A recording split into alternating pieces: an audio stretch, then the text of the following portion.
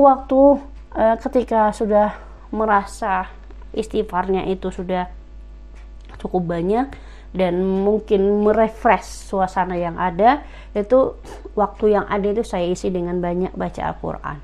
Mungkin yang lain bisa tidur, matikan lampu yang di atas kepalanya, dan lampu pesawat juga dimatikan total oleh pilotnya, sehingga kita hanya mengandalkan lampu yang di atas kepala.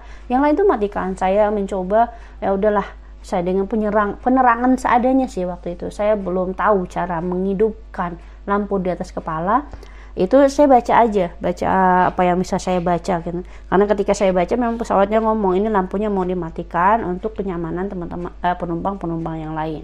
Ya udahlah, saya pikir mau dimatikan ya matikan lah, nggak apa-apa. Saya coba terus baca kan, ternyata baca itu dengan lampu yang disediakannya nggak terlalu terang itu masih kelihatan. Jadi saya pertahankan saja tanpa lampu yang di atas kepala. Cuma ketika saya lagi baca, itu pramugarinya ada yang lewat 2 orang, dia lihat saya baca, terus mereka inisiatif menyalakan lampu yang ada di atas kepala saya. Jadi akhirnya ya udah saya terusin baca. Ya, dalam kurun waktu 9 jam dalam pesawat, yang banyak saya lakukan bukan tidur, bukannya bergerak ke sana kemari, karena mau bergerak juga saya ruang lingkupnya terbatas, apalagi seringnya anjuran untuk mengenakan seat belt karena turbulensinya sering sekali terjadi ketika kami berjalan kala itu. Jadi yang bisa saya lakukan ya duduk, cari posisi yang senyaman mungkin. Dapat posisi yang nyaman ya saya bawa Al-Quran, saya baca Al-Quran. Kalau nggak baca Al-Quran, kebetulan saya juga lagi programnya kala itu adalah menghafal juz 30. Kebetulan sudah sampai di juz 30 itu sudah setengah juz perjalanan hafalannya, itu saya murojaah dari An-Naba sampai ke Al-Ghosiyah. Saya murojaah semua. Kebetulan buku yang tempat untuk saya murojaah atau menghafal juz 30 juga saya bawa.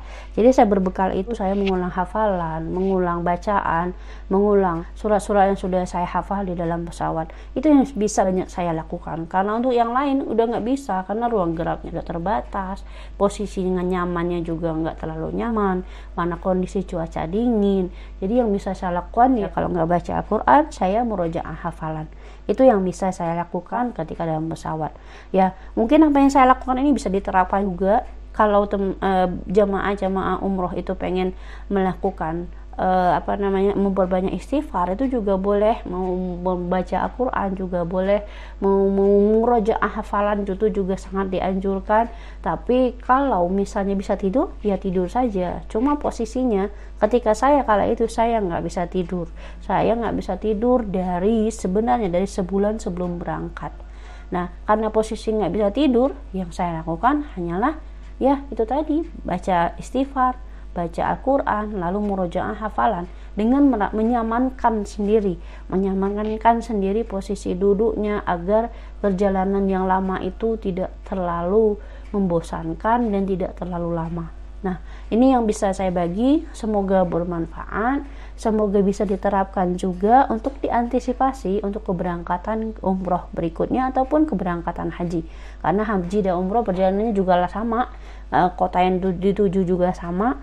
Dan bedanya hanya ketika haji ada lempar jumroh, ada mabit di Mina, ada wukuf di Arafah. Tapi kalau di umroh mungkin wilayah-wilayah yang kayak tempat lempar jumroh, terus tempat mabit di Musdalifah, terus di Arafah, itu hanya kita datangi saja, enggak sampai kita melakukannya seperti orang-orang haji. Ya, semoga bermanfaat. Wassalamualaikum warahmatullahi wabarakatuh.